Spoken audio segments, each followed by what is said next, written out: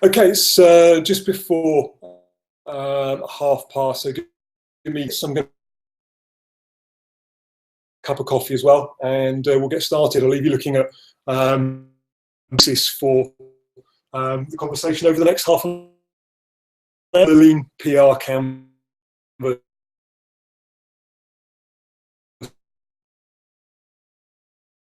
be right back. And happy Thanksgiving Eve to you for your message.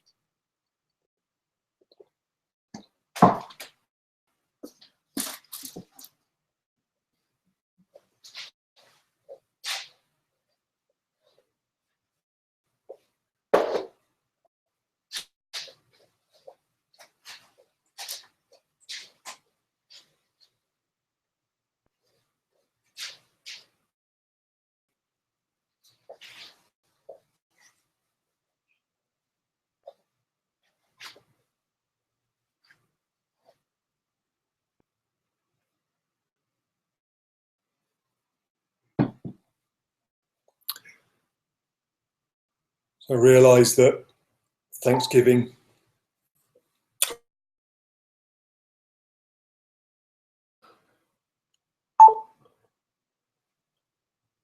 it's good that you've been able to join.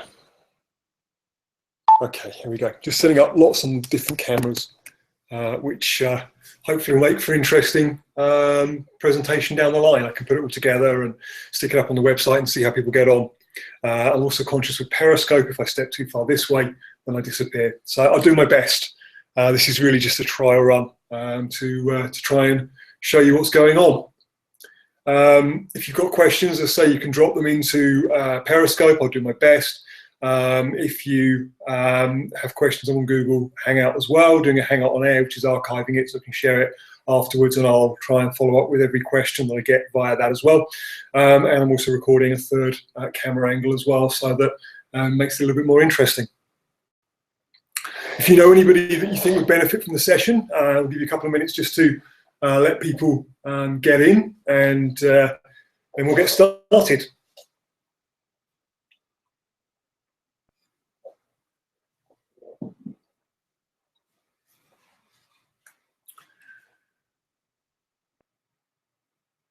Seeing a few more people joining, so that's great. Welcome to everybody that's joining on Periscope.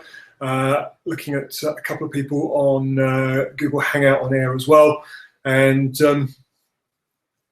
that's all good. Okay, it's 2:30, so let's get started. Just I will explain a little bit about me for 30 seconds so that you know my background. My name's Lyndon Johnson. I'm the founder of Comms Bar, as you can see on the shirt here. Let me just see if I can line that up a little bit better so that you can see more of the detail. If you want the URL, go visit, take a look. I'd love your feedback about the website and what we're trying to do as well. My name's Lyndon Johnson. I'm the founder of Comms Bar and another public relations startup called Think Differently. I've worked in the industry for the best part of 20 years, and before that I was a journalist working in broadcast. A lot of my career has been spent working with small businesses and startups, and over the years I realized that what most PR companies offer in terms of media pitching really doesn't do what small businesses and startups need help with. It doesn't help them to grow their businesses. They spend traditionally a lot of money, a lot of time, a lot of journalists are pitched, a lot of content is created, but really it doesn't help them grow their business. And what I want to try and do is to fix that. And so this system's been developed over probably the last 3 or 4 years. It's something that we use every day and Think Differently. It's also something that we use for Comms Bar as well as the foundation of all of the sessions that we do, all of the advisory sessions that we do.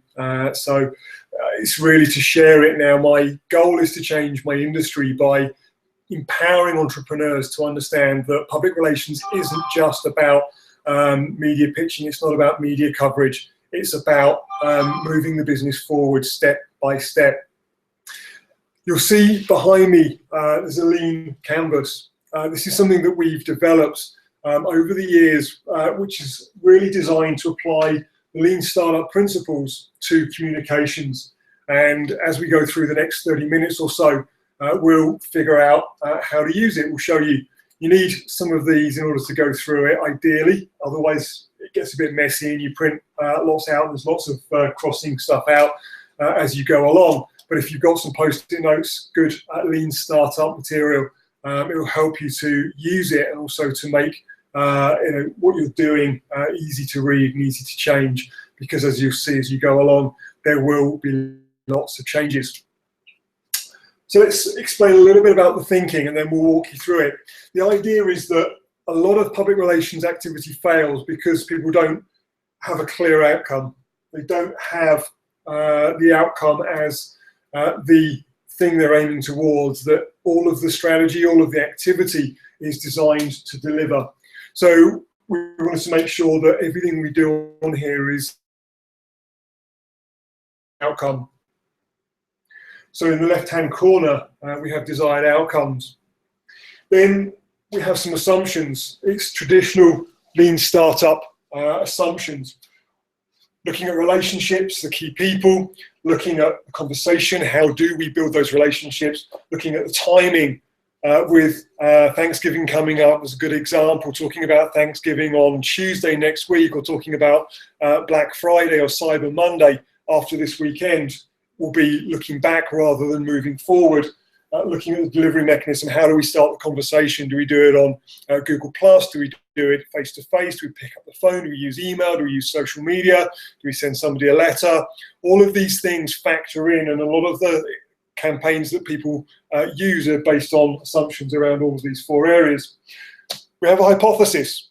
It's what a lot of people don't do with public relations campaigns. They don't figure out what the hypothesis is. What do they think is the right answer? The big bit in the middle is the risky assumption. It's the riskiest assumption. You have it in lean startup. And so we have a riskiest communications assumption. So we figure out what is the thing that's most likely to cause a roadblock or to cause what we're doing to fail. And how do we experiment and get around it? So the bottom part of here is all about running experiments. So running experiments based on all of the assumptions, looking at the riskiest assumption first. We have an insight, and then we also have the answer. What we find for a specific outcome is the answer to each piece of that jigsaw. So that's very briefly an overview on the canvas. So at least you've got some idea of what I'm talking about when I'm talking about the different sections. So let's talk about the elephant in the public relations room over the last 18 years that I've been working in it, and it's been long discussed before that. How do you measure public relations? The mainstream industry says you can't do it. I disagree. You just have to know what you're measuring and also have a measure. If you know those two things, you can measure progress. You can see how things are progressing. And in most cases, it's the outcome.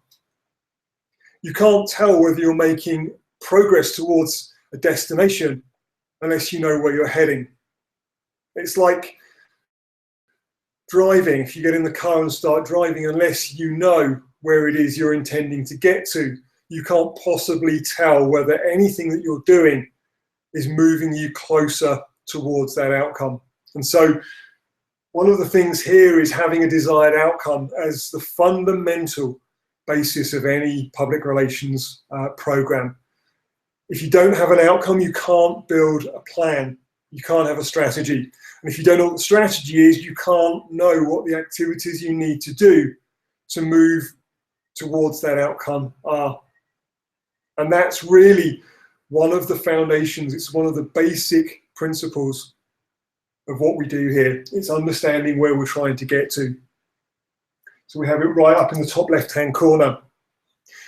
With outcomes, we use a 90-day window as the outside. It's the longest we will allow an outcome because measuring longer than 90 days is going to be difficult to measure in the short term. So if we have a goal which is longer than 90 days out, we want to have milestones. We want to have benchmarks along the way which enable us to measure. So we put that first milestone in there. We're mindful of where we're trying to get to, the end destination. But ultimately, the key thing is, what's the next milestone? How do we know that we're making progress towards that bigger goal? So we stick it in the desired outcome box. I'm going to put a post-it note in there just to show that we've covered the outcome. What we would do is write the outcome on there so that when we're looking at the canvas and we're using it every day as part of the business strategy, communications becomes part of a business strategy, not as a standalone. It's not something that you do for the sake of doing it, which is another one of the big problems with most public relations programs. With startups and small businesses, they need to move quickly. They need to get somewhere quick. And so they need to have something they can work with every day. And it's part of our plan to make public relations, marketing and publicity an active business strategy rather than being something that we do for its own cause. So then let's look at the assumptions, and I'm going to disappear off the side of the Periscope screen if I go that way, so let's go this way. Assumptions. With key relationships, in order to make this desired outcome happen, there are people that are critical to achieving it. There are people that we need to have relationships with. We need to know who they are. If we don't know who they are, then how do we get this outcome? How do we communicate with them? How do we know what we need to ask them in order to get them to take an action? If we don't know these key people, how do we know whether the relationships are strong enough? If we don't know who these people are, we need to find that out, and that becomes a risky assumption to communicate on the basis that we think we know who these people are, or that by communicating we'll find who these people are, is risky. It means we do activity where we can't measure whether they're actually hearing or understanding. It means that everything we say and everything we do could be wrong. So we need to know who these people are. Ideally, we work with about 6 to 10 people, 6 to 10 key relationships that will be critical to the outcome that we're hoping for. There will be more people probably than the 6 to 10, but knowing who the 6 to 10 key people are gives us a focus. It enables us to do things like develop personas, to ask questions, to understand how people want to be communicated with, what we should be saying to them, whether they understand what we're saying, whether we're doing the right thing. It works with the people that are critical to delivering this outcome, and we can scale it. The traditional way of approaching public relations is to shout with a megaphone, and you see them on the websites of most PR. As many people as possible, hoping that we identify who these people are. But if we're saying the wrong thing, or we're doing it at the wrong time, or the delivery mechanism is wrong, then the chances get smaller and smaller. We're playing a lottery. And that's really not how it works. And when you're a startup, you can't afford lotteries. They're expensive, they're time consuming, and they stop you from getting where you want to go, this outcome. Let's move back across here. So key relationships, find out who those key people are. And if you don't know it, then this goes into your riskiest assumption, because that you need to know. Who are you communicating with? Who do you need to build? People that you build relationships with via PR are going to be the people that you ask to take action to support you. If you don't know who they are, it's the quickest way for the activity you do to be a waste of time, a waste of money, and it won't move you any closer to the desired outcome. So, on a post-it note, write down who you think the 6 to 10 people are that are critical that you have a relationship with in order to achieve your outcome. Then what we ask you to do, and I've got another canvas that we'll be talking through next week, is how strong are those relationships of those 6 to 10 people? Will they do what you ask them to do, whether it's make an introduction, whether it's to give you a testimonial, whether it's to give you feedback? How strong are those relationships? If they're not strong enough, then asking them to do things to support you is unlikely to get the outcome that you want. And if you don't get them to do what you want, again, you don't move any closer to achieving that outcome. So understanding who they are is important. The next assumption is a conversation. In order to build a relationship, what do you need to say to somebody to get them engaged, to pique their interest? And that's the next assumption. It's one of the things that a lot of people fail with because they talk about what they want to talk about. You hear lots of PR companies talking about you have a voice, tell your story. I'm going to be honest with you. Your story doesn't matter. Nobody cares. What matters is the thing that's going to make a difference to these people, to the people that matter most to you achieving your goal. Your story, the conversation, needs to be about them, not about you. Imagine walking into a bar, you see somebody you like the look of across the room, you walk up to them and you tell them that you're going to buy them a drink and what drink you're going to buy them, rather than asking them what they'd like to drink. Would they actually like company? You get a yes or no answer if you tell somebody what you're going to do. Whereas if you ask a question, you get their buy-in, then you start a conversation. It's often a fault of not understanding who you're talking to, which means that a lot of PR programs don't actually start conversations. I'd argue that media relations, media-based pitching doesn't build a relationship with journalists, and ultimately it doesn't build the relationships that you need with the people that matter most to your business. You're adding another layer, but you're also talking about yourself generally, and also allowing somebody else to interpret what you say, because you can explain it one way, but then the interpretation of the third party, unless it's clear and it's the right thing, doesn't work. It gets changed. It's like Chinese whispers. It gets interpreted one way, and by the time you get 3 or 4 generations down the line, what you started with is completely different to what's being said about you. So understanding the conversation. How do you actually engage these people? How do you build a relationship? How do you maintain their interest?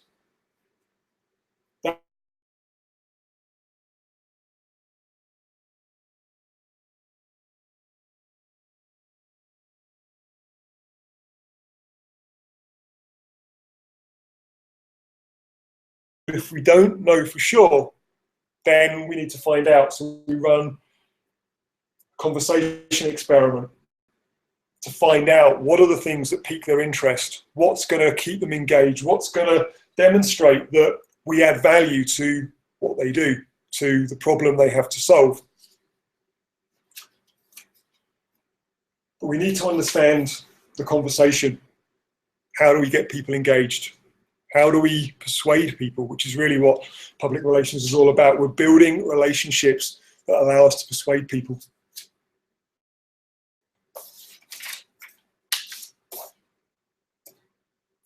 The next assumption is timing. One of the big problems is that you start talking about something that's the right time for you, but it's not the right time for the other person. It's about understanding their timing. I had a conversation this morning about Thanksgiving, company talking to people that are not North American, not American, understanding the American Thanksgiving, importance of understanding timing. A lot of PR programs are about the timing that works best for the organization, not about the time for the people or the timing for the conversation. Having a conversation where you're asking someone a product or service when they have no budget is never going to give you this outcome. They might be able to make budget, but then the conversation is different. You need to help them to actually influence people within their organization. So understand the timing. When do you have the conversation to help you build the relationship to get the outcome that you want? Sometimes it's about moving. Having a conversation immediately won't get you there, but if you understand the information, who the people are, the conversation, the context, the timing, when to have that conversation, they'll help you. But if you don't understand the timing, you could be wasting your time, wasting your energy. So you need to know when the timing is. And again, we can run timing experiments if we need to find out when the best time to have that conversation is.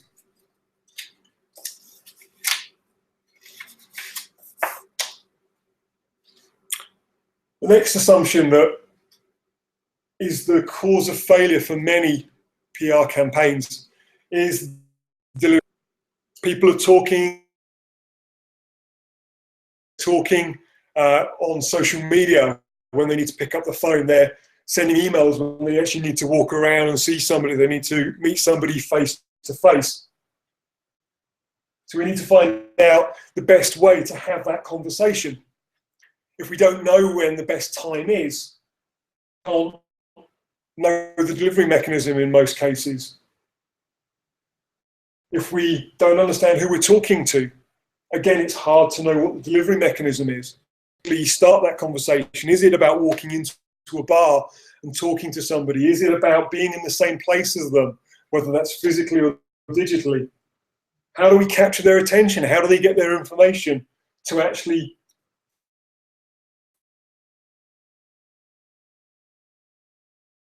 we need to build that relationship. So we need to know how they want to do it.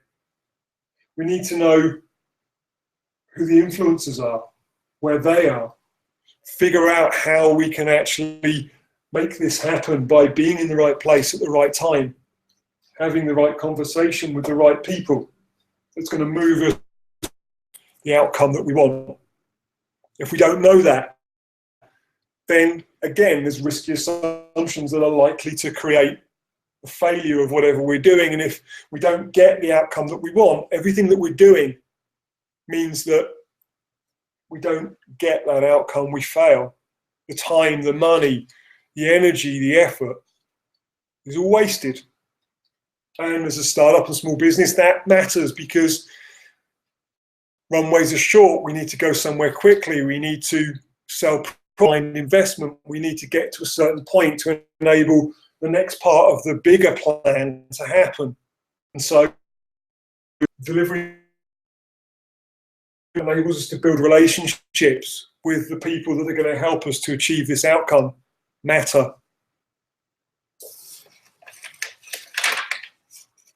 When we've got this sorted out, then we can write our hypothesis. We can actually write what we think the answers are. If we have a certain conversation with these key people, these 6 to 10 key people, understanding that the relationship strength with some of them is on a scale of 0 to 10, it's really strong.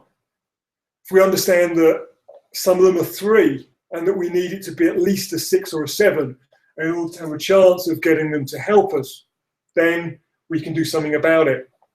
But we need to know what we think the answer is. Creation of the activity that we do.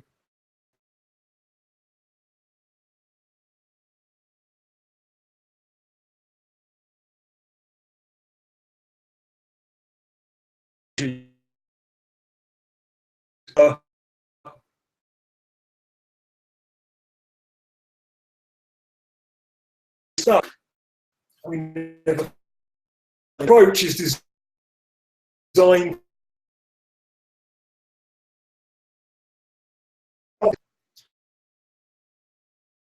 but we know what the hypothesis starting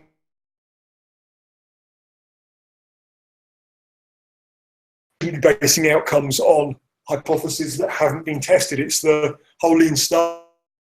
You need to figure out whether the hypothesis is right or not before you move forward, because if you move forward without testing it, without validating it, then you run the chance of wasting time, energy, money, and sometimes capital. You don't get a chance to go back and talk to the same people again.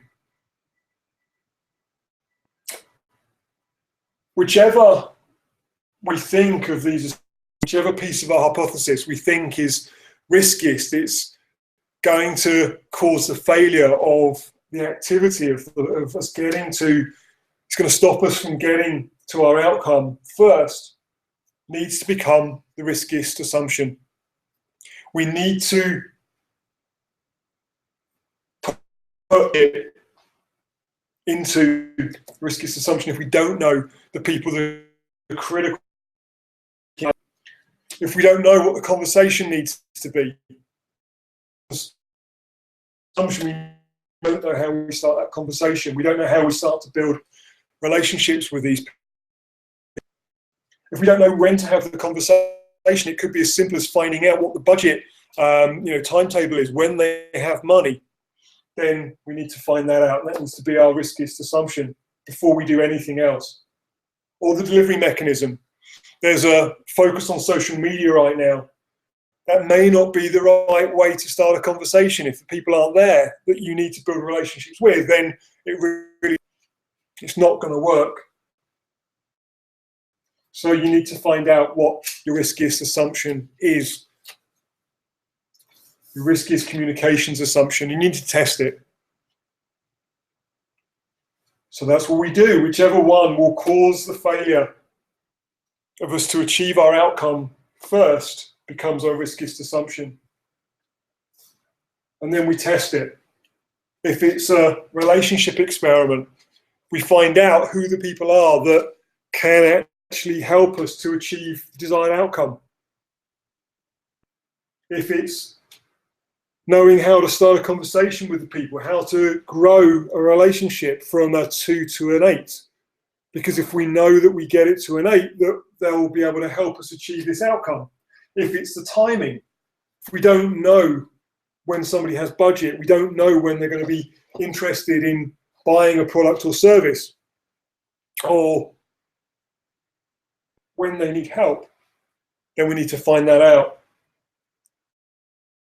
And if we don't know how to reach people, how best to start a relationship or a conversation, then we need to find that out as well. So we can start with an experiment. We suggest with a minimum of 10 people, but you find out what question you're going to be asking in order to either prove or disprove the riskiest assumption. And we run an experiment.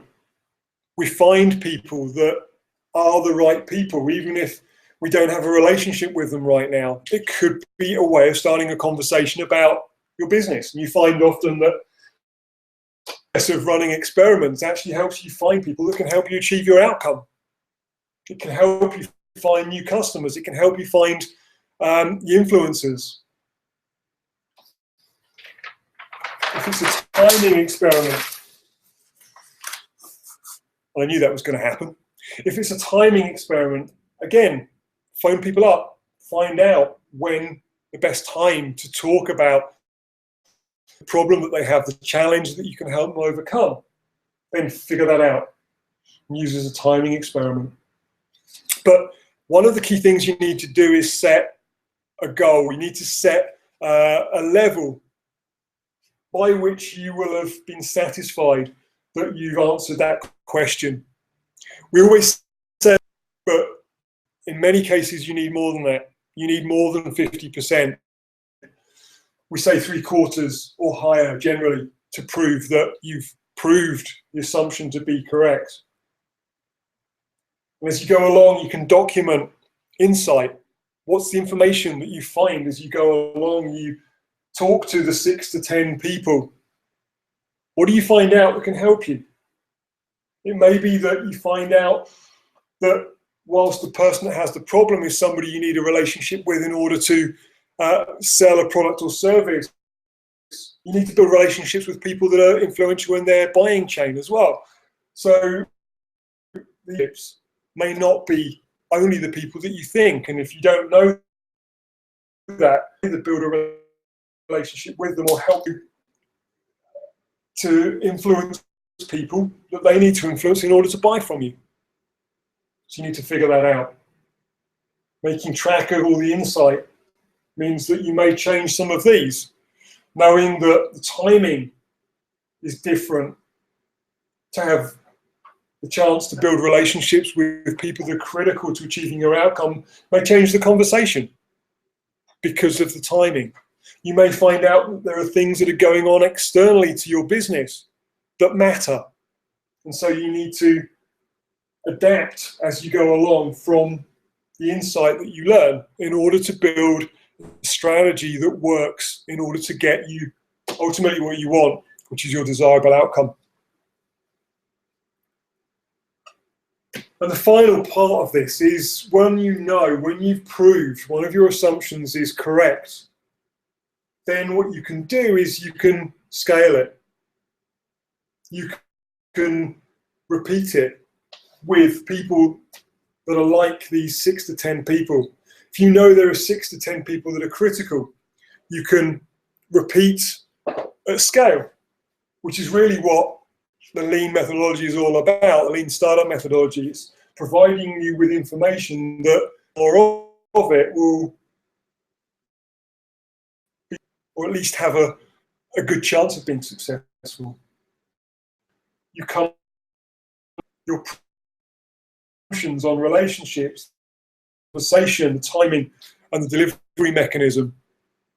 And when you know that, you can build a plan and you can build activity around it. Because if you know the conversation you need to have and how they want to be communicated with, then you can put understand if they understand when's the right time. You can focus on only the people that matter most, rather than shouting with a megaphone at as many people as possible, hoping that these people stick their hand up, or that you've chosen the right megaphone, or that the timing is right, or you could be saying the wrong thing. When you know what the answers are, you can scale it. You can scale it with the confidence that what you do is likely to deliver value to the business. And as a startup and small business, that's important. So that's really an introduction to lean public relations. It's about building and maintaining relationships and having which you know is going to move you closer to achieving a commercial outcome. And if you don't do that, then you have nothing better than a guess. It's really just taking a chance. I knew this was going to come down. But if you have proven assumptions, you can build a strategy that gives you as good a chance of achieving your outcome, or at least learning as you go through the process in order to get to where you need it to be. And if you're doing this on a 30-day or a 90-day basis, we recommend that 90 days is the furthest out that you should have an outcome. We have many come 7-day basis. They have weekly desired outcomes. So they're looking at building the relationships, maintaining the relationships, using the relationships that they have to help them to achieve the desired outcome on a 7-day basis. And it means that you can build a plan, the insight and knowledge of what you've already done to help you to get that outcome more quickly every time. So that's really everything I have to explain about the introduction. If you've got questions, please feel free to email me, lyndon@comms.bar. It's LYNDON @comms.bar. You see comms.bar is on my shirt. But please feel free to get in touch if you'd like the Lean Public Relations Canvas. We've got a toolkit which has got this and a handful of other canvases in there which work in a very similar way, and we'll be working through those over the coming weeks to help you to move quickly, to use communications, public relations, marketing, and publicity in a way that becomes part of your business strategy. It becomes a way to help you achieve your commercial outcomes. You can visit the website comms.bar and you'll get more information about how we work, what we do, and if we can help in any way, please feel free to check the message box there to book an appointment, or to give me a call. I always give my cell phone number out, 647-773-2677, 647-773-2677. Have a great day to my friends and the viewers in the US. Happy Thanksgiving, and I look forward to talking with you again very soon.